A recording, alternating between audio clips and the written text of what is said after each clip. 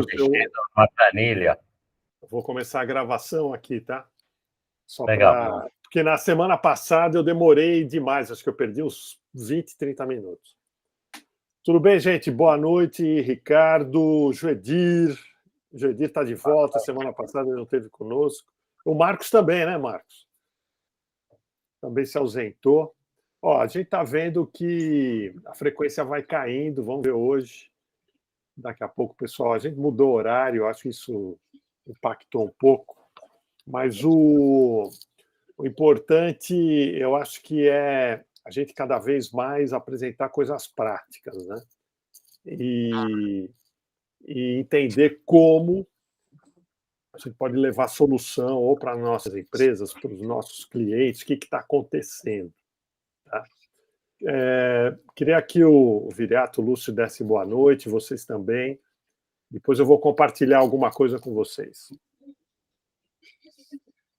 Boa noite, pessoal. Eu peço desculpas aí por não estar no nosso último encontro, mas foram casos fortes do que eu posso controlar. É um prazer estar com vocês aqui, sempre muito legal, sempre muito gostoso.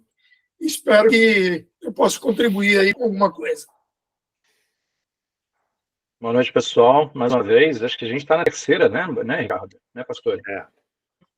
Tá na terceira sessão nossa aí, que nas últimas semanas a gente tem falado bastante, tem evoluído e não tem dúvida. Eu acho que esse é o caminho, eu acho que essa troca é novidade para a grande maioria das pessoas, né?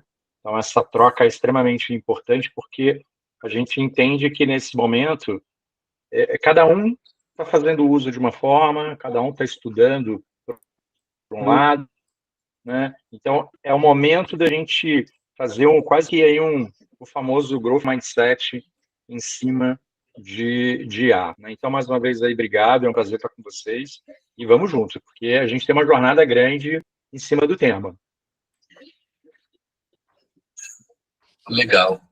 Boa noite a todos também. Eu não pude, eu estava na estrada a semana passada, eu até mandei uma mensagem para o pastor, mas é bem isso que o Lúcio falou. Nesse momento, eu estou mais absorvendo do que falando, mas eu já abri um grupo dentro do escritório, a gente tem vários profissionais que utilizam a ferramenta, mas eu quero concentrar essas informações para depois poder contribuir dentro do meu segmento. O que está acontecendo, como é que a gente já está atuando, mas com situações práticas, né? Então, quero ver se eu faço um compilado, mas já está sendo super útil com o nosso grupo interno, são arquitetos, designers, comunicadores, então a gente tem diversas apresentações, não só na apresentação, na formatação de texto, no PowerPoint, enfim. Depois eu quero ver se eu consigo compilar isso e contribuir de uma forma mais efetiva dentro do meu segmento, né? Então, excelente, Marcos, muito bem. Bom, boa noite a boa todos. Noite, Joedir. Peço desculpa aí, pastor, na semana passada eu não consegui participar na última reunião, mas eu peço desculpa e estarei sempre participando nesse primeiro momento, muito mais como ouvinte, né? Eu acabei de chegar lá do evento de supermercado, a SRE, aqui, organizado pela Sérgio. Então, estou vendo uma palestra do Walter Longo falando sobre inteligência artificial, e é um mundo de possibilidades tão grande que você nem sabe por onde começar, né? Porque é impressionante as opções que tem, elaboração de vídeo, elaboração de fotos, ou seja, tudo que você pensar, você consegue. Então, foi uma palestra bastante elucidativa. Eu acabei de chegar, eu moro aqui na Barra, acabei de chegar do Rio Centro agora, estava assistindo essa palestra lá do Walter. Está bem perto. Ô, Sérgio, só um minutinho, o Ricardo vai falar e você já entra, tudo bem?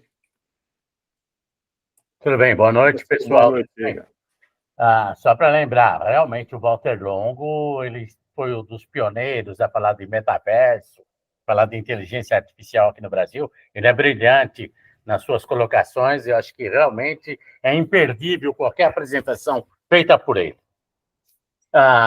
Eu confesso com vocês que eu já comentei que eu tenho uma linha muito mais de direção de arte, né? Mas publicitário, sempre trabalhei com várias áreas.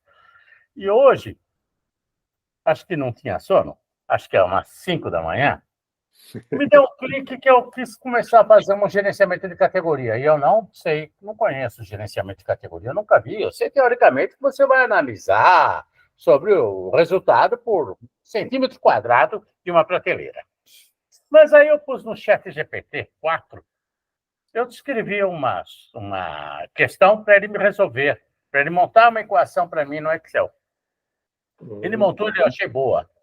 Achei interessante. Falei, porra, brilhante, e matou de primeira. Aí dormi mais 1 hora, tranquilo, porque eu tirei o bug da cabeça. Aí no meu café da manhã eu pensei, falei, será que eu realmente está tudo bom? Aí eu fui consultar, eu achei que eu deveria ter mais alguns elementos. Aí eu fui, complementei com perguntas, com questões e tudo mais. Eu fiz mais 15 Excel, né? Ele acabou montando. Eu achei que ele é preguiçosa, o ChatGPT, de vez em quando ele chegou a me dar o Excel ali para me montar, mas não me deu a fórmula. Eu falei, não, me falsa a fórmula, né? Matemática. Né? Então, preguiçoso, que nem um humano, está ficando igual humano, sabe? Você não colocou isso na pergunta. Mas Tem que era uma continuação da pergunta, era a continuação. E aí eu fui complementando, ela me complementava a resposta e tirava uma anterior, tirava uma forma anterior. Ela complementava a outra, tirava a outra. Eu falei, ela está burrinha. Eu não posso. Tem um truque para isso, tem um truquezinho. Né? Eu não podia ofendê-la, porque tinha o tempo todo, ó, mantenha o que você tem e refaça. Mas ela assim mesmo, de vez em quando ignorava, toda hora pedia desculpa. Eu falei, realmente parece humano com seus erros. Até que 1 hora eu peguei, falei, que estava uma coisa louca, já estava no 15º Excel, né? Dos que eu tinha guardado, fora os que eu já tinha jogado fora.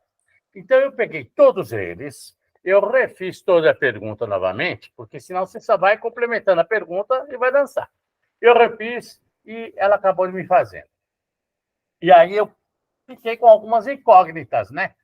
Porque eu parti de um pressuposto que eu tinha 3 produtos que eu chamo produto A, que tem 70% do mercado, tem uma margem X, produto B, que tem X% do mercado, tem outra margem, produtos private label, que tem outra margem, tem outro preço e outro giro.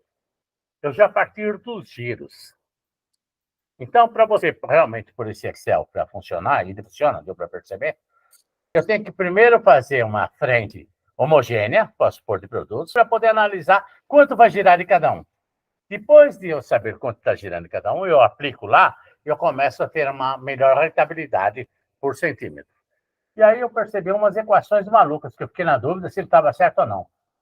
Quando eu punho uma prateleira em geral, de 1 metro, de 100 centímetros, uma prateleira para distribuir esses 3 produtos, ele me dava uma margem por centímetro quadrado por semana de R$10, uma média.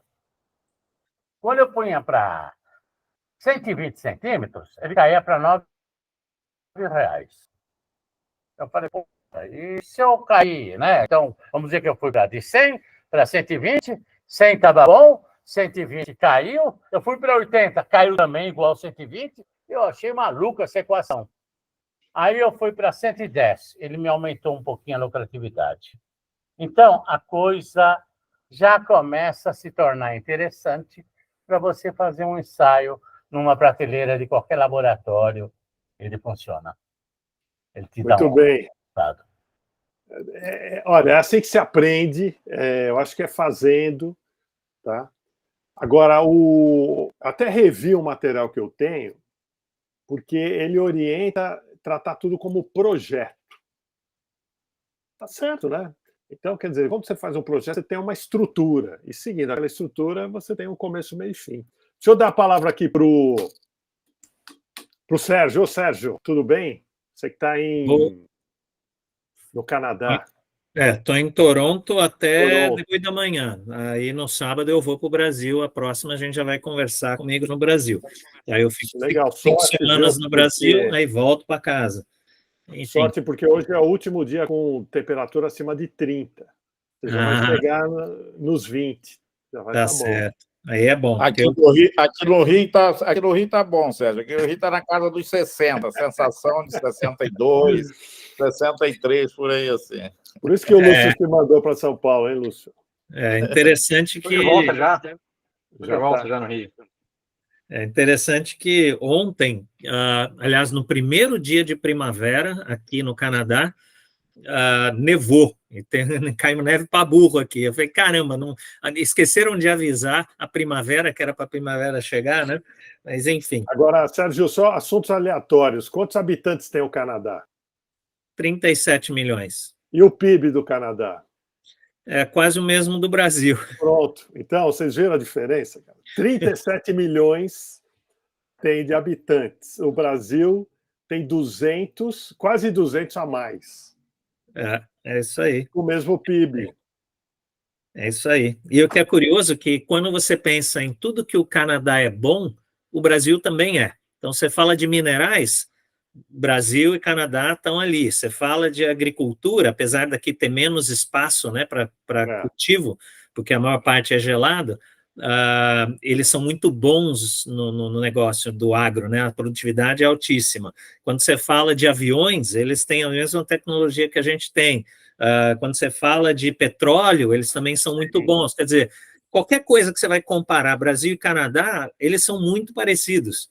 Então, é uma coisa muito louca, assim. Como é que você vê que dois países com características tão parecidas, com os dois com um território, assim, o Canadá, na prática, é um território bem menor do que o Brasil, apesar de ser um país bem maior, né, porque não dá para usar tudo, Não dá para usar tudo, com uma população hiperconcentrada, né, a gente tem 95% da população está num raio está a uma distância de 150 quilômetros da fronteira com os Estados Unidos, dali para cima não tem nada, né, e ainda assim, com muito menos gente, e ainda assim produzindo tanta riqueza a mais, né? E aí é uma coisa interessante, que eu tenho pensado muito nisso, que não tem nada a ver com inteligência artificial generativa, mas o fato é que no Canadá nunca houve escravidão. E eu acho que isso influencia muito a capacidade de geração de resultado da sociedade canadense como um todo, comparada com países como Estados Unidos, que tem 300 e poucos milhões de habitantes, tá bom, tem um PIB gigante, mas tem problemas de naturezas inacreditáveis, que aqui no Canadá não tem. Né? Eu sempre digo, Canadá e os Estados Unidos que deu certo. E você vê, países que tiveram escravidão, eles carregam um peso nas costas que eu acho que segura, puxa para trás a sociedade. Mas isso é só um devaneio filosófico que eu não tenho embasamento teórico para discutir. Depois, uma outra, você explica para a gente as semelhanças com os povos originários, porque eu sei que também aí é forte a presença. Mas tudo bem. Beleza, então deixa eu falar o que eu levantei a mão para falar.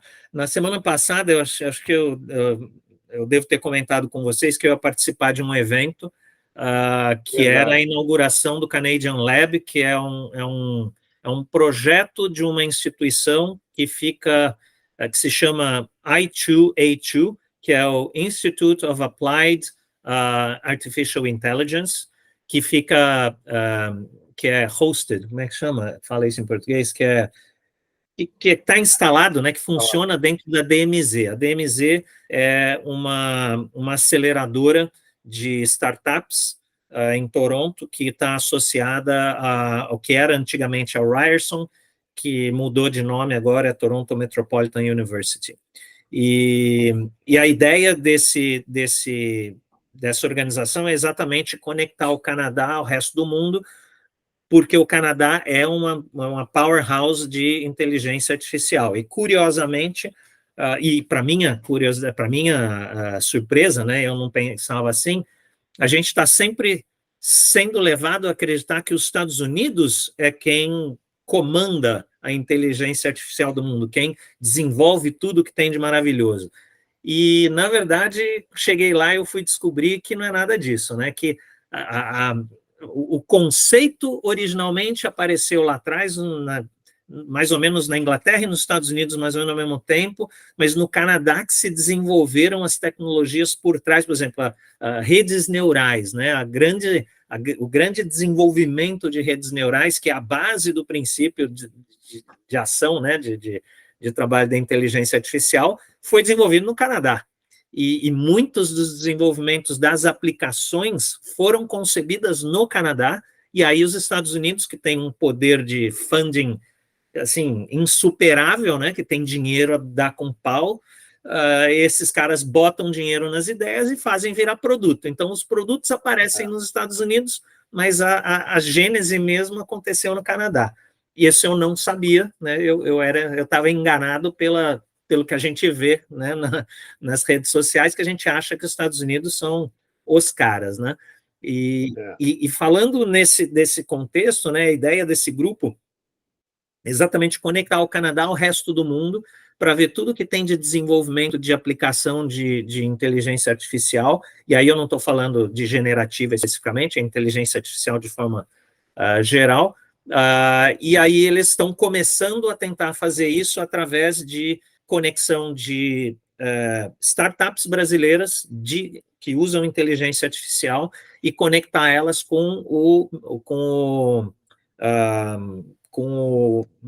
ecossistema de inovação do Canadá, né? E nesse evento teve 5 empresas brasileiras, 100% brasileiras, startups, usando inteligência artificial, fazendo na verdade foram algumas dezenas participaram de um concurso de pitch e 5 foram selecionadas para ali apresentar o seu pitch, aí uma banca julgou qual o melhor, elegeram uma, e foi muito legal, porque a que ganhou foi exatamente a que eu achei que era melhor, e é uma empresa que se chama No Leak Defense, que é uma aplicação de inteligência através de imagens, né? Então, é uma empresa de segurança, onde eles pegam a imagem e detectam qualquer padrão anormal dentro da imagem, e aí geram alertas. Então, ao invés de você ter, sei lá, 800 pessoas olhando em 400 telas o tempo todo para ver se tem alguma coisa, você bota lá 20 pessoas só olhando os alertas e tomando decisão, o que faz, se toma uma ação ou não, e eles estavam mostrando, assim, o nível de eficácia é boçal, e como ela tem machine learning, ela aprende com os alarmes, então ela dá um alarme e o humano toma a decisão, fala, não, isso é um gato, meu, se liga, aí ela já não dá alarme no próximo gato, isso aqui, né, ela vai aprendendo e vai cada vez mais refinando a qualidade da proteção que ela entrega. Isso tem aplicação prática em comércio, em residência, em todo nível, porque é uma solução relativamente barata de implementação. Então, eu achei fantástico, eu achei que valia a pena compartilhar isso com vocês, e aí, na verdade, eu até levantei a mão rapidinho, porque eu queria falar, antes da gente entrar na agenda do dia, que eu queria fazer uma pergunta. Quando eu estava lá, eu conheci um rapaz chamado Evandro Barros.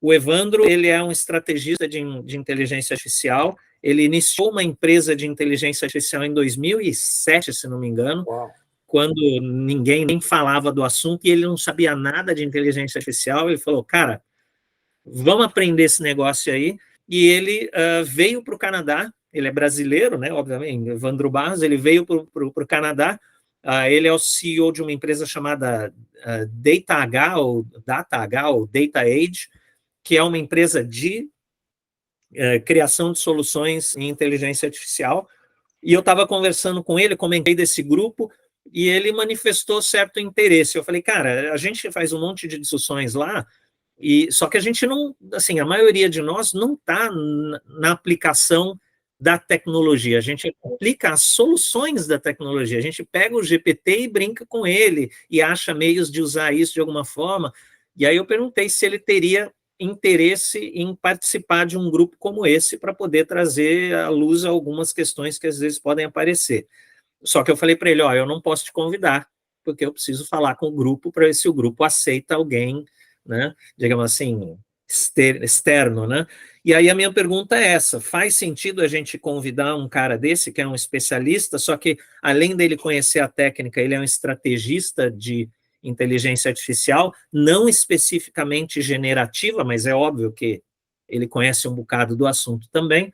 O que vocês acham? Pessoal, Eu sou suspeito, eu vou dizer, já devia ter convidado. Eu também. Eu também acho. Tá, ok. Então tá bom, então tá aprovado. Porque eu não sou administrador do grupo, né? Então não posso sair convidando as pessoas sem perguntar para os componentes. Então, se vocês estão de acordo, eu vou estender o convite a ele. E óbvio, ele é um cara, ele é CEO de um monte de coisa, né? Então, provavelmente, eu não sei se ele vai conseguir participar sempre, mas se ele puder participar uma vez ou outra, já é um ganho para a gente. Então, era isso. Eu queria só, então, agradecer vocês aí. Eu vou convidar o Evandro, e aí a gente vê aí se ele consegue ajudar a gente a entender melhor. Maravilha. Eu queria continuar a rodada aqui, eu queria apresentar para vocês o Luiz Felipe.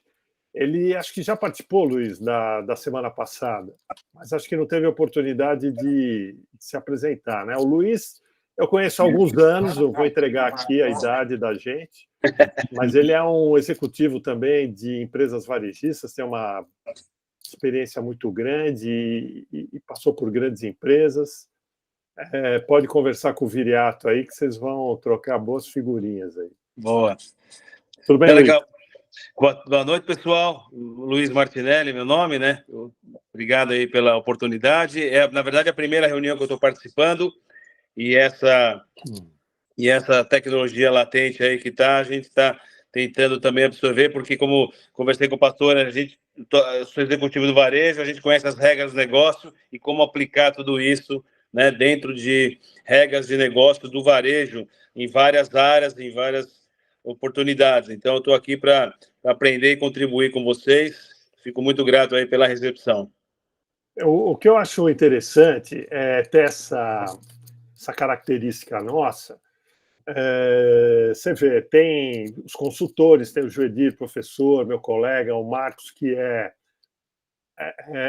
tem uma empresa, né, de design, arquitetura, e os executivos, quer dizer, o Marcos atende clientes. Nós, né, eu, Joedir, a gente atende cliente, mas também está em sala de aula. Agora, os executivos, eles estão vivendo o dia a dia do negócio. Isso. Então, o Ricardo também sempre foi de agência, publicitário, atendeu clientes, mas o executivo está no dia a dia. Então, a gente pode fazer perfeitamente aqui qualquer teste, qualquer laboratório. Né?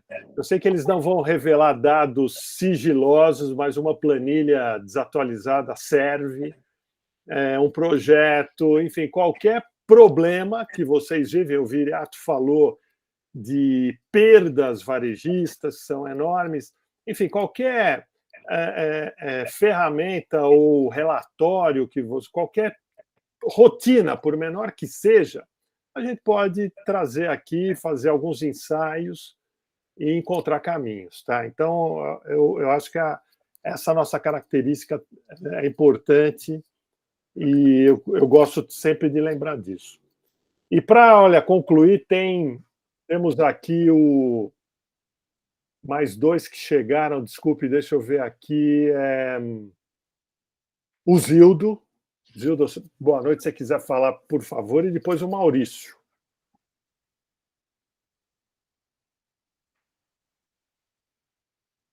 Se tiver alguém falando... Mudo, Zildo. Está no mudo, Zildo. Estou tentando ligar o microfone. Vocês me ouvem? Tudo Agora bem? Sim.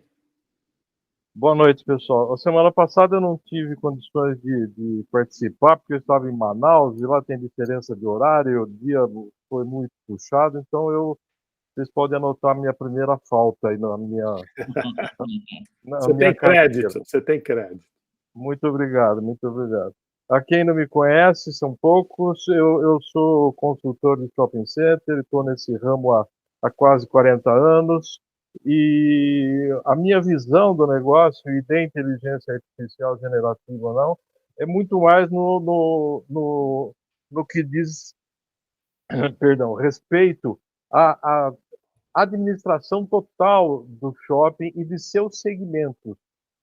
Ou seja, para mim interessa ampliar o conhecimento de cada ramo de atividade dentro do shopping e depois, loja por loja do mesmo ramo e assim por diante, até conseguir uma penetração dentro da loja a produzir explicações de por que diferentes desempenhos.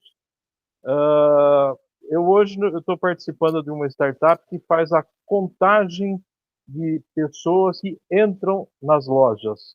Ou seja, cada pessoa que entra e sai da loja, nós fazemos a contagem para depois fazer uma série de cruzamentos e de informações para gerar conhecimento de tudo. Mas o principal de tudo isso é poder usar a inteligência artificial como uma ferramenta para extrair mais dados desse volume, mais conhecimento de todos esses dados que nós estamos acumulando.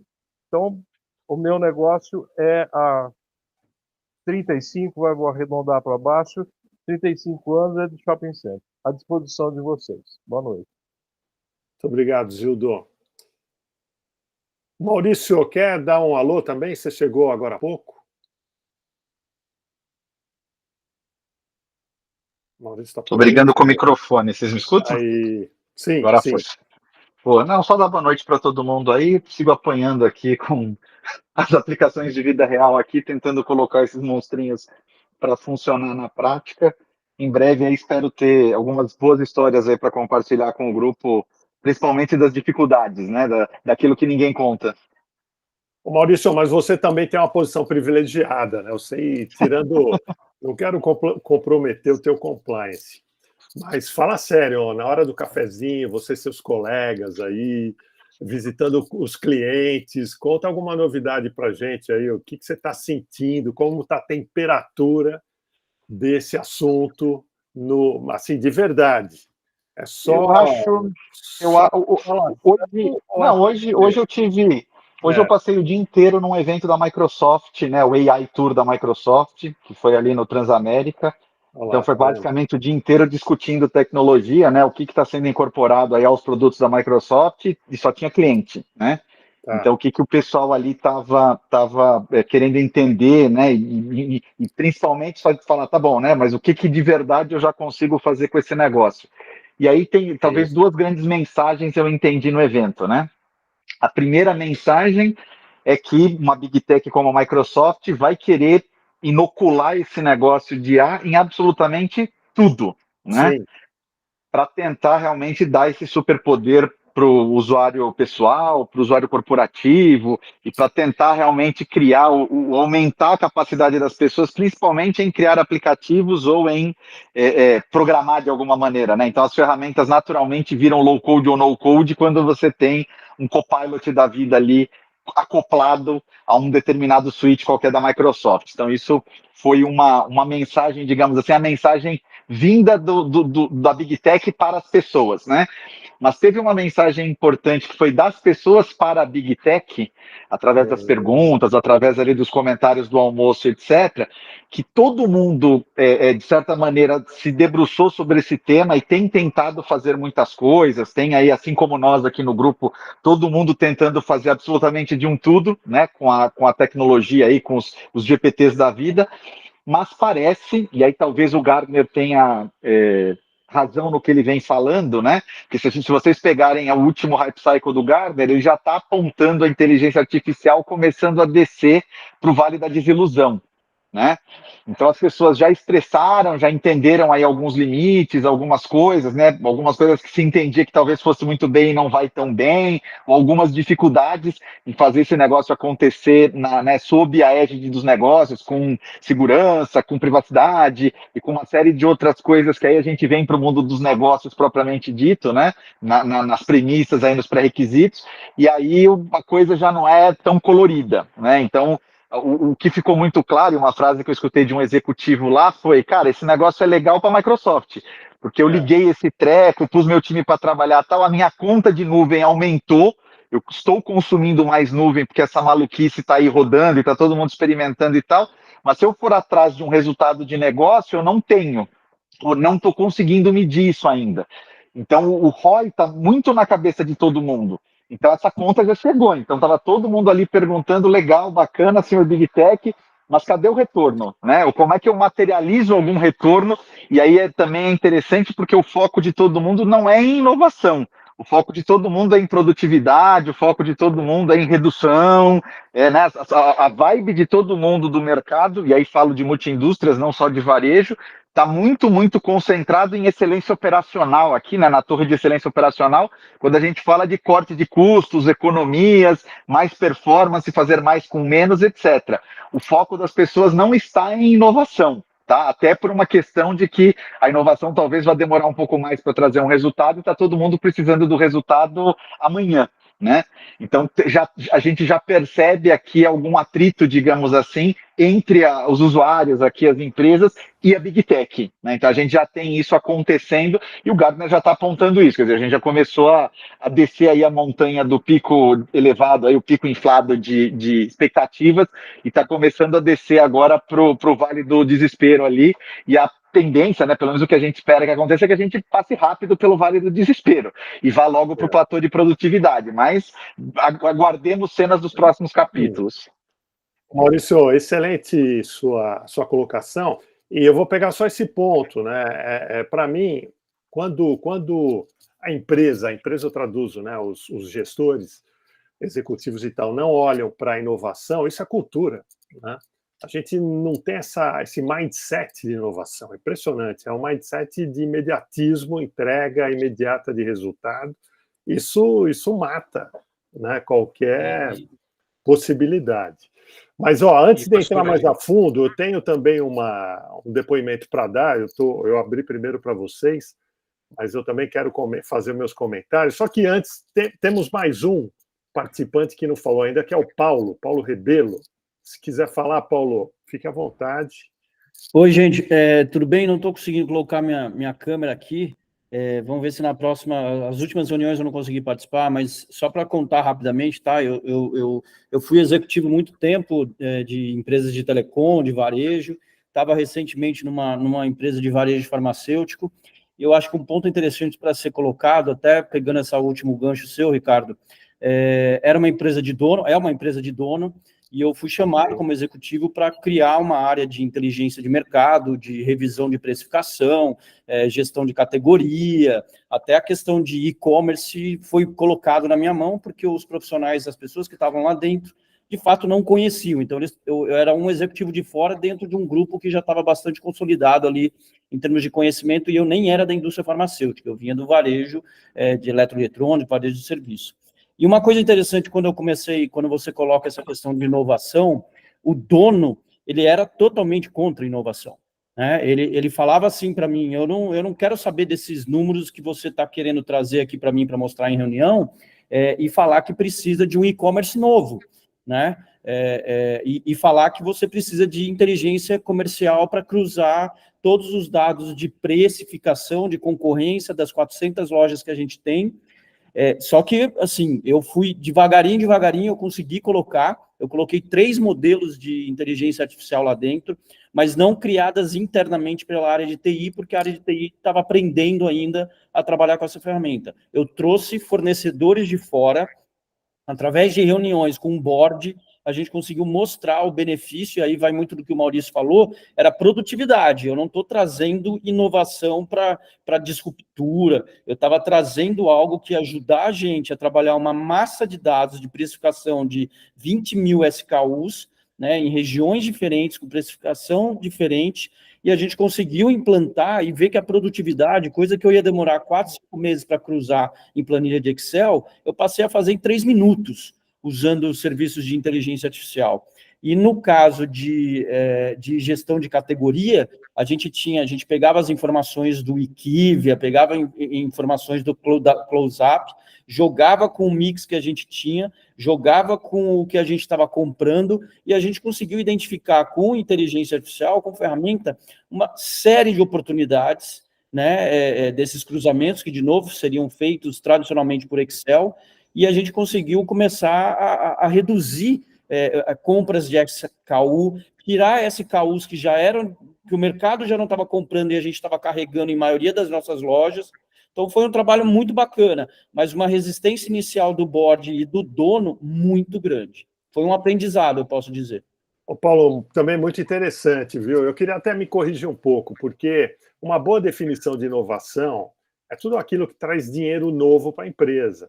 Exato. Então, você, de certa forma, estava fazendo isso, reduzindo o custo, é uma forma de deixar de gastar, né? Uma forma de botar dinheiro na empresa, deixando de gastar, e fazendo esse mix, fazendo novas ações, tomando decisão mais rápido também. Vocês acabam acelerando a entrada de dinheiro e a realização de negócio, né? Mas em ambos depoimentos, tanto no seu quanto no do Maurício, fica claro a falta de cultura, né, do gestor, esse mindset de inovação, essa cultura digital. E quando a gente fala de transformação digital, quantos anos já, uma década, falando ou mais de transformação digital, olha como o pessoal vai empurrando com a barriga e vai pagar cada vez mais caro por isso, né? Eu queria ilustrar também... Desculpa, Ricardo, só um ponto adicionando ao que você falou. E eu estou falando de uma empresa que fatura mais de R$1 bilhão. Eu não estava nem falando de uma empresa iniciante, né? E aí você começa a se questionar como que chegou até aqui e como essa pessoa vai se sustentar se ela não rapidamente se adequar às ferramentas que estão chegando no mercado, né? Porque a concorrência está se movendo. Então, eu penso no seguinte, o Viriato mais cedo falou sobre empresa de capital aberto. Então, se fosse uma empresa de capital aberto, eu perguntaria, se você fosse gestor, você botaria o dinheiro do seu fundo nessa empresa? Né? Quer dizer, o gestor da Faria Lima aplicaria nessa empresa, pensando em tudo isso? Como as nossas empresas, né, nem todas ou muito poucas, acabam abrindo capital, elas se acomodam, né? A família, os donos ali, estando bem, eles talvez não pensem tanto no futuro. Exato. Mas eu queria ilustrar, agora indo para uma startup que recém começou suas atividades, baseada em inteligência artificial generativa. Hoje eu conversei com um dos fundadores, que é um cara de negócio, o sócio dele é o cara de tecnologia, né? Ele falou, surpreendentemente, eles abriram mais clientes até do que podiam, num espaço muito curto, né? E o produto que eles desenvolveram, aí está também um pouco da nossa discussão de hoje, muito focado, ele só tem uma solução, que é um chatbot. Um chatbot que está no e-commerce de vinho, o mesmo chatbot está numa empresa de seguros, e está entrando numa revenda de automóveis, né? Então, o depoimento dele é o seguinte: primeiro, é muito mais complexo do que eles imaginavam, né? Segundo, eles não conhecem as rotinas dos clientes e os clientes também não sabem explicar. Eles querem o chatbot e depois se vira aí, né, para fazer a coisa funcionar. E se vira é tanto do lado de quem fornece, quanto do lado de quem adquire, compra a solução. E terceiro, que a inteligência artificial generativa, a solução dele é baseado em alguma, não só em uma, não só na OpenAI, eles usam Gemini, eles usam mais algumas específicas, eles fizeram lá uma solução com algumas variações ali. E ele fala que, à medida que amplia a utilização, ele tem um custo crescente. E isso eu estava observando, né? Se você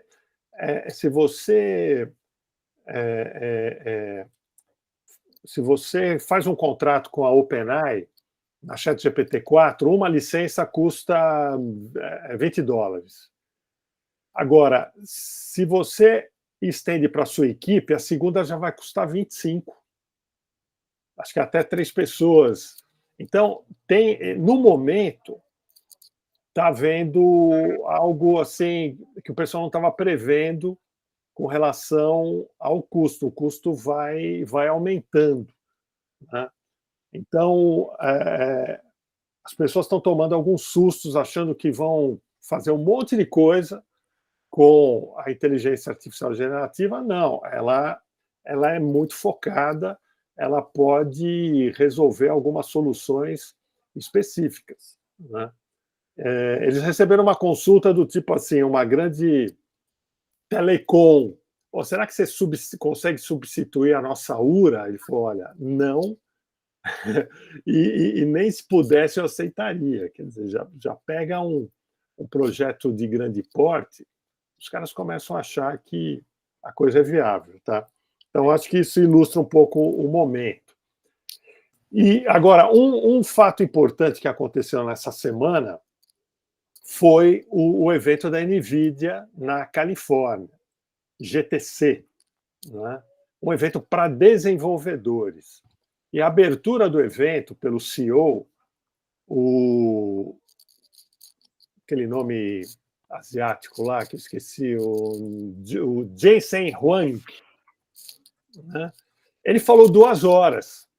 E bem diferente de um keynote, de um palestrante e de um cara dessas big techs, a fala dele é difícil de acompanhar. Não sei se vocês já viram aí, talvez o Maurício, o Lúcio, vocês estão mais ligados aí à área de tecnologia, né? Não sei se ele é um cara, pelo jeito, ele é ou foi um nerd daqueles. A palestra dele é meio complicadinha de acompanhar, né? Mas, olha, foi um evento grandioso e ele trouxe algumas novidades muito impactantes, né? Bom, tentando resumir um pouco aqui, eu tenho até um vídeo de 2 minutos, daqui a pouco compartilho com vocês, mas ele está falando numa nova revolução industrial, né? Quer dizer, eles estão enxergando uma mudança muito grande em muita coisa que a gente conhece hoje. Na área, especificamente na área de tecnologia, todo o parque de computação deve mudar. Ele está chamando de computação acelerada, né? Porque a inteligência artificial processa tudo muito, exige um processamento muito rápido. E aí que a NVIDIA nada de braçada, né? Ela tem os principais processadores, está crescendo muito, e ela está oferecendo coisa nova para o mercado para que os fabricantes de computadores produzam máquinas cada vez mais rápidas. Eles fecharam uma parceria importante com a Amazon. A Amazon vai de vez agora para a inteligência artificial, a nuvem da Amazon, né? E é interessante como a Apple ela fica de fora, ela não tem uma IA própria, mas ela entra com o Vision Pro. O Vision Pro é uma peça, é um equipamento que os fornecedores de inteligência artificial consideram, né? O Vision Pro, o que é, gente? É um novo iPhone, só que o iPhone sai do bolso e vem para o nosso rosto, né? Porque ele dá uma dimensão muito maior para a experiência de uma coisa que um dia foi um celular, né? Hoje é um smartphone, e esse smartphone ganha uma nova configuração, que é o Smart Pro. E a gente vê outros fabricantes apresentando modelos semelhantes, mais simples, né? Mas esse Smart Pro, ou algo que a gente vai vestir, né, de verdade, vai ser mais comum do que a gente imagina. Outra coisa que deu para acompanhar na apresentação é o que ele chama de Omniverso. O Omniverso é aquilo que a gente viu há um tempo atrás como metaverso, só que já bem mais resolvido, melhor resolvido, né? E uma palavra que ele usou muito foi o Digital Twins, os gêmeos digitais. O Digital Twins é uma tecnologia que foi apresentada junto com o metaverso.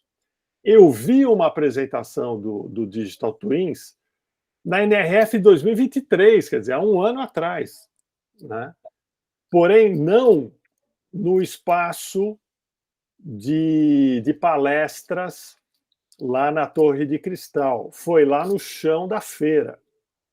Aquelas palestrinhas ruins, sem tradução, que você fica mal acomodado, mas foi eram 3 apresentadores, a chefe de varejo lá, a Chief Retail da NVIDIA, o cliente dela da Dell, se eu não me engano, e o varejista Kroger. E eles mostraram como um projeto de loja foi desenvolvido usando gêmeos digitais. O que são os gêmeos digitais? Toda loja, o Marcos convive com isso, o Marcos Morrone está aí, ele convive com isso. Toda loja tem o seu projeto em CAD. Esse CAD é um 2D, é uma tecnologia já de uns 20, 30 anos. Você migra o CAD para esse ambiente, né? E ele se torna virtual. Só que ele não é um projeto, ele não é uma animação, ele é uma simulação. A loja vai para lá, né, nesse ambiente metaverso, que eles chamam de omniverso agora, e a tecnologia do Gêmeos Digital permite que você analise, desenvolva a loja, analise cenários, você migra, inclusive, o cadastro de clientes, do CRM. Esse cadastro, esses clientes, quando sobem para esse ambiente, eles são transformados em avatares. Como que cada persona se comporta, né? Quantos checkouts você vai pôr, quanto tempo vai durar o atendimento no checkout, qual a largura dos corredores, o mix está correto ou não está. Então, todas essas decisões que a gente toma. Quando eu inaugurava a loja, eu tinha, sei lá, 23 lojas, vou abrir a 24ª, essa 24ª é fruto de uma média geral daquilo que a gente sabe fazer, aprendeu a fazer nas 23 anteriores, né? Essa tecnologia permite que você questione tudo isso, faça predições, e quando inaugurar a loja, você vai ter um grau, né, menor de erros. Enfim. Agora, ele coloca a coisa de uma maneira assim, já muito natural, como se todo mundo já começasse a usar amanhã, né? Pela disponibilidade que já existe, pelos recursos que já estão aí. Então, assistir uma palestra dessa dá uma certa ansiedade por a gente vê ali, de fato, não foi nenhuma ficção, quando ele apresenta os processadores estão prontos, acabou de construir uma fábrica de computadores, e, enfim, os dados reais estão aí, as coisas estão acontecendo, né? E isso vão trazer resultados. Eu não sei se alguém teve condição de ver um trecho, ou eu compartilhei o link no grupo, tá? Mas quem quiser não precisa ver 2 horas daquela palestrona, acelera um pouco, mas vale a pena. Mesmo alguns trechos sendo muito técnicos, falando muito de processamento, a gente que não entende, olha aquilo, fala assim, puxa, as coisas estão mudando. Ricardo, eu posso Sim. fazer um comentário? Pois não. Bom, eu entendo por que ele falou com tanta naturalidade, porque esse conceito de digital twin, ele já existe na prática, em uso diário, há mais de 25 anos, porque eu fui vice-presidente da Embraer. Eu participei diretamente do projeto do desenvolvimento dos E-Jets, que é a última linha de aviões comerciais da Embraer, né? Última no sentido de que foi a mais recentemente desenvolvida.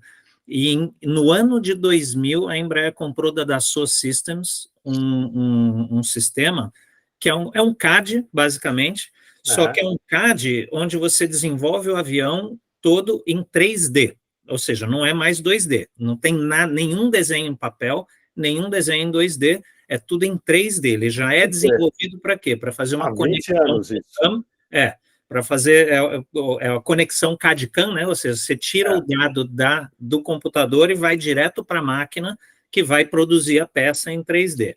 E naquela ocasião, a gente usou aquilo, primeiro porque tem um ganho de eficiência boçal, mas acima de tudo porque a Embraer já tinha uma filosofia que era praticamente impossível de fazer na prática sem essa tecnologia, que eram 2, na verdade, que era o Design for Manufacturing e o Design for Maintenance, ou seja, a gente tinha que desenvolver um avião que não só fosse excelente como máquina, mas construir ele fosse fácil, do ponto de vista de realmente produzir as peças e também de fazer a montagem do avião de forma prática, rápida, e também isso é o Design for Manufacturing. E depois tem o Design for Maintenance, que é o quê?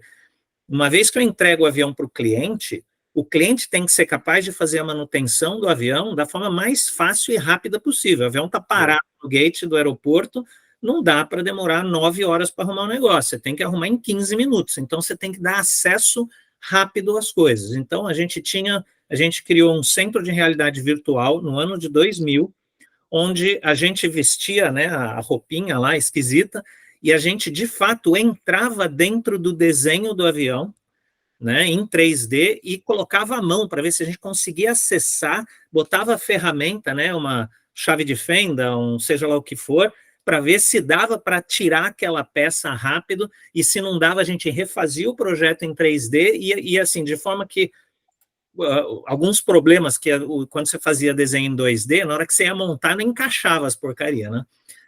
Com esse negócio de 3D, acabou, quer dizer, o nível de produtividade é boçal. Então, no ano de 2000, a gente já tinha essa tecnologia que na verdade, era um metaverso, que a gente não chamava dessa forma, porque a gente virava avatar dentro de um centro onde tinha lá os sensores todos, a gente tinha que vestir lá os negocinhos, e a gente, de fato, interagir com o projeto digitalmente e saber se cabia a mão do cara que ia retirar aquele filtro, que ia apertar aquele parafuso, que ia trocar aquele sensor, se ele conseguia fazer, e a gente media o tempo para poder fazer o design de forma que a gente pudesse prometer para o cliente, que na época já exigia garantia de turnarounds, né, quando você para o avião para fazer uma tarefa de manutenção. Então, a gente cronometrava para saber se dava para fazer. E isso foi o que fez esse produto da Embraer. Primeiro, né, o ciclo de desenvolvimento na época, né, de Boeing e Airbus era de 7 anos, a gente desenvolveu o avião em 4, é um avião tão complexo, ele só não é do mesmo tamanho, mas ele é tão complexo quanto um avião da Boeing e da Airbus. Na verdade, ele tinha a tecnologia mais moderna do que a Boeing e a Airbus na época, e a gente conseguiu colocar no mercado muito mais rápido, e os clientes amaram a solução. Tanto é que hoje esse avião, fora os Boeing e Airbus, é o avião mais vendido do mundo na aviação comercial.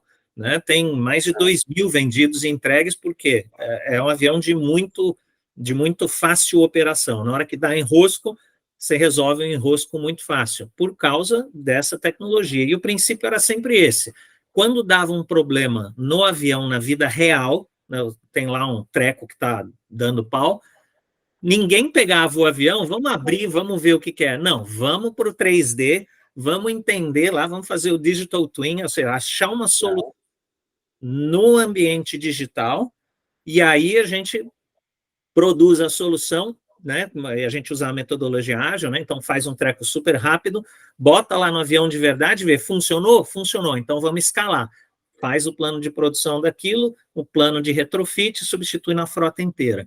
E assim, né, por isso que eu te digo, né, eu acho que ele fala disso com naturalidade, porque essa é uma realidade, né, da aplicação de tecnologia, que não é inteligência artificial, mas é uma forma de você dar um boost violento na inteligência humana.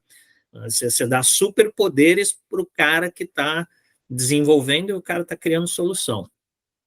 Excelente. Joedir, você levantou a mão, desculpe, eu não tinha visto, mas, por favor. Não, é que a gente estava lá no início, a gente estava falando de ninguém quer investir muito dinheiro hoje. Eu estava lá na NRF, você também deveria estar, de 2019, acho que foi 2019, e o Ira Kalisha, aquele chefe de economia global da Deloitte, que está todos os anos, né? Ele disse que as empresas estavam, principalmente as empresas varejistas, estavam investindo sem fazer conta em tecnologia, e que essa conta um dia iria chegar, e que ia começar a chegar a partir de 2020. E hoje, o que a gente percebe no mercado, eu até escrevi um artigo, publiquei ontem no jornal que eu vi, sobre o desafio da gestão. Né? E se a gente pegar a gestão e pegar a essência da gestão, todos nós aqui estamos descobrindo coisas para a gente vender mais, né? E gastar menos, ou seja, aumento de receita e redução de custo. E como é que você faz isso? Melhorando os processos. Então, o que eu enxergo de todas as novas tecnologias, todo mundo vai olhar isso. O que é inteligência artificial e onde ela aqui no meu negócio ela pode contribuir para aumento de venda e para redução de custo. Se for isso, eu vou investir. Se não for, eu não vou fazer. Por quê? Se a gente pegar o mundo hoje, até a pandemia, o mundo não tinha juro alto, né? Era coisa muito pouca aqui da nossa região. O mundo não tinha inflação. Com a pandemia, hoje você tem no mundo juro alto, inflação e renda caindo, a renda da população. Isso você não consegue mais recompor suas margens. As empresas não conseguem mais recompor suas margens. Só tem um jeito, é melhorar todo o processo de gestão, e quando eu digo processo de gestão, estou dizendo vender mais e gastar menos, usando a inteligência artificial, que eu acho que é a grande ferramenta para você ganhar produtividade. Então, o que eu enxergo no próximo ano, né, que agora o ano já é muita coisa, é que a inteligência artificial vai ser muito utilizada naquilo que for efetivamente prático para trazer resultado rápido, né? E quando se fala em inovação, você tem diversos tipos de inovação, a gente sabe, mas hoje a grande inovação é a inovação de processo. Eu acho que a inteligência artificial ajuda muito na inovação de processo, fazendo de maneira diferente e muito mais rápido. Eu acho que a inteligência artificial, sou consultor de uma empresa que trabalha com isso, sou conselheiro, e a gente percebe o seguinte, informações que você levava um dia, hoje você tem em 10 segundos, 10 minutos. Então, a inteligência artificial ela vai ser usada na gestão, como disse aqui o Zildo lá no Shopping Center, né? Como um todo, onde eu posso gastar menos e vender mais, onde eu posso ter mais velocidade, onde eu posso empoderar as pessoas dando informações o mais rápidas, enfim. Então, é um processo, é uma tecnologia que eu enxergo, eu sou mais ligado à área de gestão como um todo, gestão estratégica de negócio, que ela vai ser muito utilizada, mas ninguém mais vai querer fazer grandes investimentos. Ou seja, o que eu trago de resultado disso aqui, eu vou analisar onde estão as minhas dores, e eu vou investir naquelas dores para trazer a solução de curto prazo. Eu acho que é uma maneira que eu tenho visto, aí, pelo que eu tenho acompanhado, eu acho que deve ser uma tendência. Concordo, viu, Joedir? Eu acho que é bem isso, inovação em processo e reduzir, né, esse ciclo, né, e encurtar o retorno sobre investimento. Acho que esse é um panorama meio que geral. Na fala do CEO da NVIDIA, deu para perceber a preocupação em trocar todo o parque de computação por computadores rápidos, né? Senão vai criar um gargalo gigante e a inteligência artificial não vai conseguir atender toda a demanda que existe, porque o processamento vai colapsar em algum momento. Ricardo, pois não. Ricardo, deixa eu só complementar. Eu estava assistindo uma palestra, agora de tarde também, do diretor de tecnologia do Whole Foods e da Amazon. É um brasileiro, lá de Gaúcho. Ah, é? É um brasileiro gaúcho. Ele estava falando como a Amazon está olhando essa parte de tecnologia, né? Então, ele disse que por que a Amazon entra num processo? A Amazon desistiu disso. Ele disse que não. O processo dele faz, se puder, diz o seguinte: uma nova experiência, se eu puder fazer com a mão, eu não vou nem usar o Excel. Eu vou fazer a coisa mais fácil, vou testar, né? Testo, funciona, eu avanço. Não funciona, eu volto. Então, por isso que a gente vê a Amazon reduzindo. Fechou isso, fechou aquilo. Ele diz que ele trabalha em cima de projetos de curtíssimo prazo, né? Porque 70% das coisas que se fazem não traz efeito, ou seja, não funciona, das inovações não funciona. Então, o método ágil que ele usa é o seguinte: pega uma coisa, faz da forma mais simples possível e bota para funcionar. Se funcionou da forma simples, e sempre voltado para o quê? Voltado para o cliente. O cliente é que vai dizer se vai funcionar ou não. Perfeito. Se funciona, você avança. Nenhum investimento. Diz aqui a gente não faz nenhum investimento grande, nenhum projeto. Tudo tem que ser medido antes. Se puder fazer em papel, a gente faz. Se puder fazer à mão, a gente faz. Se puder ir para a loja e ouvir o cliente antes de botar uma inteligência artificial, a gente vai ouvir o cliente primeiro, até com tablets na mão. Então, é muito isso que a gente está percebendo, né, da otimização do recurso. Está todo mundo pensando, não dá mais para eu errar, eu vou continuar errando, porque 70% dos projetos dão errado, mas eu vou errar gastando o mínimo possível, senão a empresa não tem mais recurso para isso. Você vê, né, Joedir, que há uma cultura de inovação aí, né? Quer dizer, se ele está disposto a tentar, é porque eles têm esse movimento, né, de experimentar o novo, de testar, deu certo, fica, não deu, vai embora. O problema é quando há resistência, de não querer mudar o depoimento que o Paulo deu mais cedo um pouco. Ricardo, por favor, você levantou a mão também. E depois o Lúcio, tá? E o nosso horário tá estourando já daqui a pouco. Fazer um comentário sobre o que você tinha comentado, que talvez a computação em geral, mundial, está entrando em colapso. Está. Porque eu já demorei mais um mês, fiquei em fila de espera para ter o GP4. E eu estou vendo que ele continua em fila de espera. Eu tentei entrar no Google, no novo inteligência artificial do Google, já estou em espera há 20 dias, e parece que vai continuar.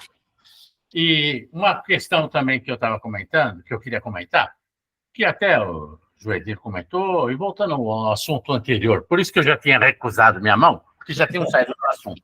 Mas como voltamos, eu tive uma experiência com uma empresa comercial que vendia serviços, e ela estava renovando praticamente seu time inteiro, né? Está usando pessoas, seus talentos do time anterior, mas renovando toda essa turma. E eu fiz um treinamento com o GP3.5, que é aquela versão gratuita com o pessoal, porque todos eles, na área comercial, na área de vendas, telemarketing e tudo mais, o estratégico, estavam usando um script antigo. E na hora que eu pus um GP 3.5, mostrando um pouquinho de storytelling, mudou a empresa. Em 8 horas de treinamento, revolucionou a empresa. As pessoas saíram emocionadas do curso, as pessoas choravam pelo curso. E não foi nada que foi passado, mas já deu um banho, sabe, de eficiência para todo o time. E uma coisa que o Joedir comentou, é que é isso mesmo, as empresas não querem ser investidas muito, porque as contas estão difíceis de serem fechadas. Então, ele tem que trabalhar dessa forma. O GP3.5 foi sucesso por isso. Ele era gratuito, uma ferramenta que está ali gratuita, o pessoal aprendeu a trabalhar nela, perceberam que tinham scripts maravilhosos de acordo com as personas, né, de cada cliente, de cada nicho, cada mercado, cada segmento, e tinham scripts que eles nunca teriam, sabe, feitos, e scripts emocionais, scripts que tocavam o coração do cliente, do prospect, atendendo seus objetivos. Era uma coisa totalmente diferente. Excelente. Então, ótimo exemplo, ótimo exemplo. É isso mesmo. Acho que o ChatGPT e todas elas conseguem isso facilmente. Excelente, muito bem. Lúcio, por favor. Eu queria pegar um gancho aí no que vocês falaram aí, que chamar a atenção, né? Eu acho que o presidente da NVIDIA falou, acho que a gente precisa trazer uma realidade, né? Sem dúvida nenhuma, ele está surfando uma onda muito grande, né? A empresa dele, as ações subiram também por conta dessa onda, mas veja que, ao mesmo tempo, ele traz para uma discussão a necessidade de você fazer investimentos em recursos computacionais. A necessidade que você tem de determinadas empresas hoje vão precisar investir, isso seja em cloud, seja em recursos que a gente chama on-premises data center local. Esse é um ponto. O segundo ponto aqui é que hoje a inteligência artificial ela precisa ser vista ainda como mais uma ferramenta num processo de evolução, numa jornada de evolução de toda a tecnologia. Então, acho que alguém comentou aqui, acho que foi o Sérgio, o que a gente percebe, né? A gente percebe que evolução, cada vez mais a gente tem processamento, mais memória ficando mais barato, e você consegue processar e você consegue trazer grandes resultados em cima de tudo isso. ChatGPT, ou, na verdade, a IA generativa, né? Ou qualquer outra ferramenta de IA, não sendo generativa também, ela traz mais essa capacidade, ou seja, mais uma ferramenta para processar alguma coisa. Porém, a gente não pode esquecer que por trás de tudo isso requer um alto investimento também das empresas, né? E lembrando aqui, só para terminar a minha fala, o processo ele está meio que, mais uma vez, talvez ele esteja invertido, e aí o Gartner, como o Maurício comentou, ele traz um dado extremamente relevante, que eu acho que é um reflexo de tudo isso, é começar mais uma vez de trás para frente. Ou seja, eu venho da ferramenta para o problema, e não do problema para a ferramenta. Então, o que se tem hoje ainda nas empresas é a falta de profissionais entendendo os problemas, entendendo os desafios da empresa, para olhar depois para dentro da tecnologia, como é que eu resolvo isso? Porque a IA ela é mais uma ferramenta. Lúcio, é uma fala muito comum na área de tecnologia, né? Uma solução em busca de um problema, né? Pois é, e aí Steve Jobs já falava isso, né, cara? Vamos olhar primeiro para o cliente, né? Vamos olhar primeiro para a experiência, o Sérgio gosta muito disso aqui, né? Vamos olhar primeiro para a experiência do cliente, vamos olhar primeiro para o problema, porque, de fato, se a gente parar para pensar aqui no nosso dia a dia, a tecnologia está aí, ela está pronta, ela vai resolver os problemas da sociedade, ela vai resolver os problemas da empresa. O problema é que a gente tem um hábito muito ruim de primeiro olhar para a ferramenta e tentar colocar aquilo ali, goela abaixo de todo mundo, seja a gente mesmo com a gente ou dentro das empresas. Agora, eu vou inverter totalmente aqui, vou dar um exemplo mais prosaico, né? Quem já elaborou o menu da Páscoa aí com a inteligência artificial? Tá vendo? E sabe o que influenciou aqui em casa? Porque tinha uma discussão, minha mulher, a moça que trabalha aqui, enquanto elas discutiam, eu peguei Copilot no iPhone, usei o microfone, o meu prompt foi falado, nem digitado foi, tá? E aí, quando veio a sugestão de menu, a decisão aqui influenciou a decisão de compra, tá? Então, além do tradicional bacalhau, vai vir um outro peixe e um outro prato que vai usar camarão. Então, ninguém tinha pensado no camarão nem no peixe comum, sei lá. Entendeu? Era o bacalhau. Quer dizer, vai ter o bacalhau, vai ter o peixe e vai ter um camarão, né? Foi a sugestão de menu, tá, trazida pela inteligência artificial. E aí, na hora, um olhou para o outro, é mesmo, a gente podia fazer um peixe diferente também, além do bacalhau. Pronto, aí, ó. O fornecedor do peixe vai sair ganhando. E o canal de vendas desse peixe idem. E aqui os 10 participantes, além de vocês, estamos todos esperando o convite para essa Páscoa na sua casa depois disso.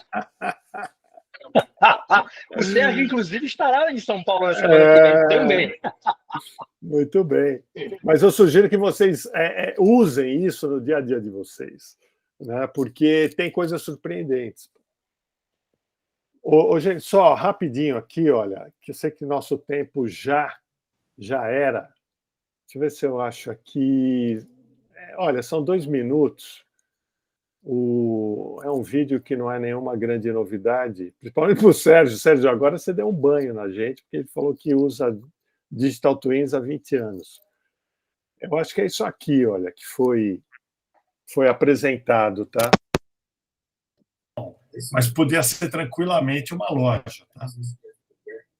Is operating as a simulation environment that integrates digital brokers, AMRs running the NVIDIA Isaac software stack, centralized activity maps of the entire warehouse from 100 simulated É uma simulação, não é uma animação.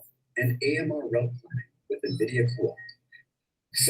Então, eu, na minha época de diretor de operações, aprovando um projeto desse, seria muito mais legal.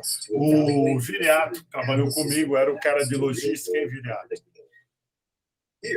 An incident occurs along this AMR's prime level, blocking its path as it moves to pick up a pallet. NVIDIA Metropolis updates and sends a real-time occupancy map to Kua, where a new optimal route is calculated. The AMR is enabled to see around corners and improve its mission efficiency. With generative AI-powered Metropolis Vision foundation models, operators can even ask questions using natural language. The visual model understands nuanced activity and can offer immediate insights to improve operations. All of the sensor data is created in simulation and passed to the real-time AI, running as NVIDIA Inference Microservices, or NIMs. And when the AI is ready to be deployed in the physical twin, the real warehouse, we connect Metropolis and Isaac NIMs to real sensors with the ability for continuous improvement of both the digital twin and the AI models. É isso aí. É rapidinho esse vídeo.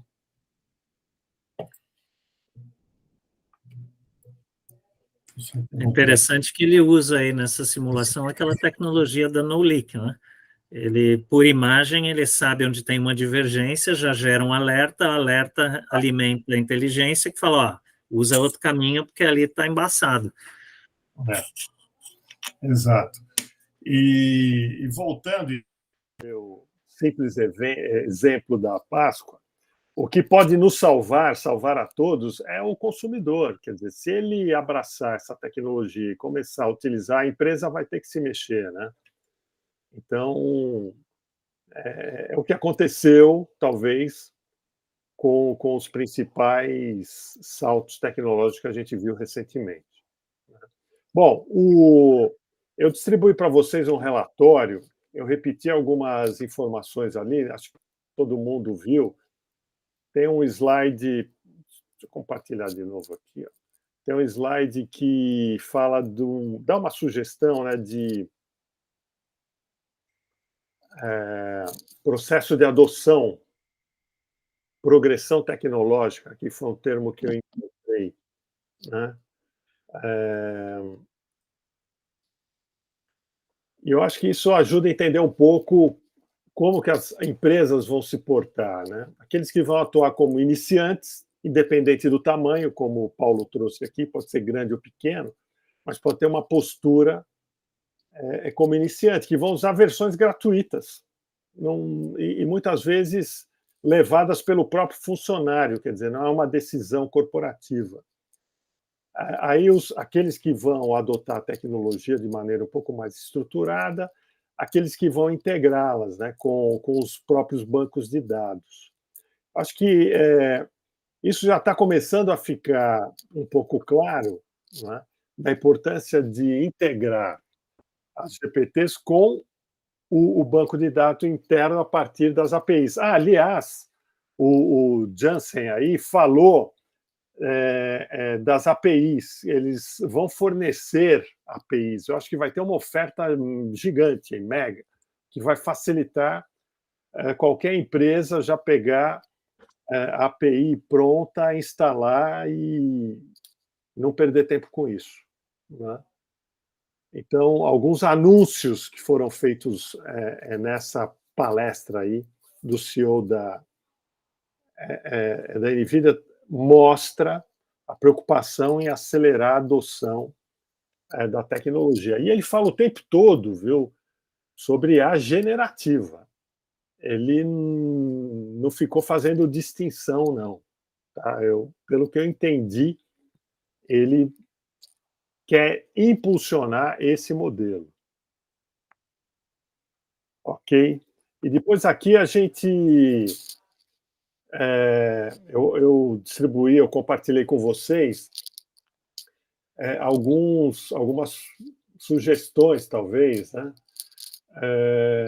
Como, por exemplo, a GPT deve ser considerada como um ponto de contato.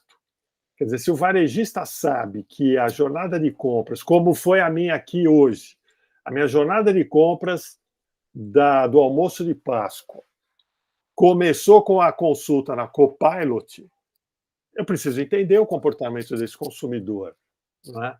E ao ele acionar a Copilot, como que o meu conteúdo pode aparecer para ele? Deve aparecer para ele, né? Então eu vou correr, produzir conteúdo, sugestões de receitas, etc, etc e tal, e quero que a Copilot e as outras utilizem o meu conteúdo na sugestão, no output, né, aquele prompt que foi dado, né? Então, as empresas vão ter muito esse papel, né, de entender como o conteúdo que elas produzem vão ajudar o consumidor final a encontrar as respostas que eles procuram, né? Jornada do consumidor na época das GPTs. E aqui a gente trabalha etapa por etapa, do awareness, 2 níveis de consumidores, um consumidor intermediário e um avançado. Intermediário e avançado com relação ao uso das GPTs. Tá? Então, só um exemplo aqui, sem me estender muito. Desde a conscientização, do princípio da jornada, né? Descobre as GPTs através, de alguma forma, busca informações básicas, utiliza para pesquisa simples, foi o que eu fiz, né? Depois, um avançado, ele já conhece, já procura explorar funcionalidades, etc, etc e tal. Então, entender como vai ser o comportamento do consumidor com o uso da tecnologia em cada etapa da sua jornada de compra é uma coisa que precisa acontecer para ontem, né? Porque as pessoas vão utilizar e essa utilização vai influenciar o comportamento de compra. Cada etapa, decisão, engajamento, avaliação, né?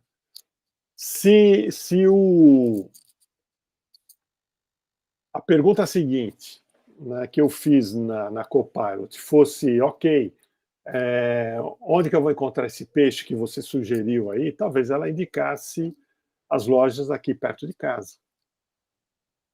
Quer dizer, só uma questão de elaborar melhor essa pesquisa. Tá? Bom, gente, é isso aí. Ó. A gente já estourou, são 20h48. Esse material eu compartilhei, tá? Tá no grupo, se alguém quiser depois esticar ele um pouco mais. Muito bom. Tudo bem? Encerramos por hoje? Ô, Sérgio, quando você vier, então, dá um alô, hein? Vamos ver se a gente se encontra. Não prometo, não prometo. Eu vou no sábado agora, vou ficar 5 semanas, então a oportunidade não vai faltar. Você vai para São Paulo? Para São Paulo, minha base é em São Paulo. Tá bom. Mas você vem ao Rio algum dia, Sérgio? Eu tenho um cliente que eu estou tentando convencer, na verdade, uma empresa que eu estou tentando convencer a ser meu cliente. Se eu convencer, eu vou precisar ir para o Rio dessa vez. Aí tu me avisa que eu vou encontrar com você por aqui. Ó, no Rio tem bacalhau bom, hein, Sérgio? No Rio tem, olha. Ricardo, não, mas se eu for, eu vou depois da Páscoa, tá? Fica tranquilo que não precisa bacalhau, não. Então tá ótimo. Se bem que aí a oferta de peixe aí no Canadá é maravilhosa. Fala aí, o Ricardo Miliano, por favor. Então, eu queria aproveitar, comentar com vocês, que eu pus no meu LinkedIn, há uns dias atrás, uma entrevista do Blake Lemoine, que ele foi um engenheiro um dos criadores da Lambda, que é IA do Google. Essa é daquelas que eu estou na fila para poder usá-la. E ele foi despedido do Google, né, da Lambda, de todo esse processo, porque numa entrevista ele disse que a Lambda já tinha uma consciência própria. É lógico que fica tudo suspeito, você para e pira. Será que ela tem mesmo uma consciência própria? E essa é uma entrevista curtinha, que tem 8, 10 minutos. Essa parte, eu até deixei ela meio acelerada, para poder ficar mais fácil para a gente assistir. Vale a pena vocês, se vocês não viram essa entrevista ainda do Blake Lemoine, vale a pena ver. Ela está no meu LinkedIn, que é Ricardo Passo Miliano. Ela é muito interessante e é para você ficar introspectivo. se ela realmente é aquilo ou não, porque chega a duvidar. E ele disse que ele foi um dos criadores, que ela tinha essa consciência própria. Ela se diz que tem emoções. Ela fala do espírito dela. Não precisa falar mais nada, né? Mas na abertura o Sérgio falou uma coisa certa e o CEO da NVIDIA repetiu, né? O volume de dinheiro que tem por trás. Sim. Né? Então, é uma coisa que é muito inexorável. Quer dizer, estão colocando muito dinheiro, vai acontecer. Vai. É isso. Se você quer investir em bolsas, o caminho é esse também. São elas, por enquanto. Dizem que pode ser até uma falácia de uma bolha, mas ela está no auge da ascensão. Hoje, a Microsoft anunciou um crescimento no lucro, né, justificando já pela inteligência artificial. Exatamente. Ela deu um salto, é outra empresa. Agora, Maurício e pessoal de tecnologia, Lúcio, lembram quando... Vocês não lembram que vocês eram novos. Quando a Microsoft empacotou, criou o Office, né? Ela empacotou o Word, Excel e tal. Será que ela não vai fazer isso com a OpenAI? Ela vai botar no pacotinho dela e... Já fez, né? Os Power Apps delas, o pacote Power lá que é Power BI, Power Representation, Power, sei lá que diabo, tem um monte de powers aí, já é um pouco a suite, porque inclusive os Power Agents, né, que era onde você fazia lá os robozinhos, os autômatos, já virou Copilot, Studio, alguma coisa. Isso. Então esse pacote de inteligência artificial vai vir no Power Automate aí, né, nesse pacote, que eu não sei se vai ficar com esse nome, mas as ferramentas Power é que vão incorporar aí já de largada a questão da IA generativa. Tá. E outra coisa, hoje no smartphone, no iPhone,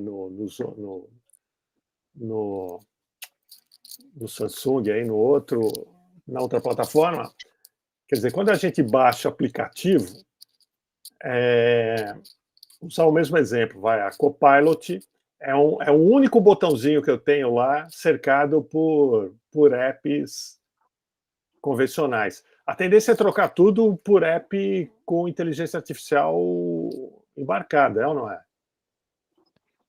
Quer dizer, eu vou ter uma tela de celular aqui com um monte de botão que dá acesso a... É que não sei se você precisa do botão, porque na realidade o super app do futuro é um chat, né? Vai ser alguma coisa que conversa com você, se é por voz, se é por pensamento, se é por uma tela. Na realidade o super app agora é um chat, né? É algo que se relaciona com você e que você não precisa necessariamente clicar em nada. Tem razão, é o Vision Pro, que é isso. O Vision Pro é isso. E hoje eu estava ontem numa apresentação da Microsoft, falando exatamente sobre o Copilot, né? E é muito o que o Maurício acabou de falar, ou seja, ela já incorporou em grande parte dos produtos dela, então um determinado tipo de licença mais avançado, o Copilot ele já vem embarcado nessas soluções, só que aí você também tem o outro lado, isso aqui vai para o usuário, né? Ou seja, uma solução de Copilot para o usuário, mas você tem ali também uma solução dentro de uma nuvem Azure para a empresa como um todo. E aí a gente vai trabalhar dados, aí tem um monte de coisa para falar por trás disso. Mas já está, como o Maurício falou, já tem bastante coisa sendo liberada. Agora, o Copilot usa GPT-4, certo? Na realidade, usa o GPT-5, né? É um GPT, a gente sabe que é plataforma OpenAI, mas é uma plataforma já OpenAI Microsoft. Tá. É isso aí. Que é um pouco diferente, né? Ou seja, quando a gente fala quando a gente olha para a OpenAI, é muito pergunta e resposta, né? Prompt do jeito que a gente conhece. Dentro dos produtos Microsoft, ele já é embarcado já com diversas automações, uma inteligência grande, fazendo a conexão de dados, ferramentas, essa coisa toda. Então, tem um viés diferente por trás disso também. Muito bom. Isso daí fica para o próximo capítulo. Maravilha, senhores. Valeu, pessoal. Um abraço e uma boa noite a todos. Valeu, pessoal. Boa noite a todos. Valeu, um abraço a todos aí. Obrigado. Boa noite, pessoal. Boa noite, boa noite.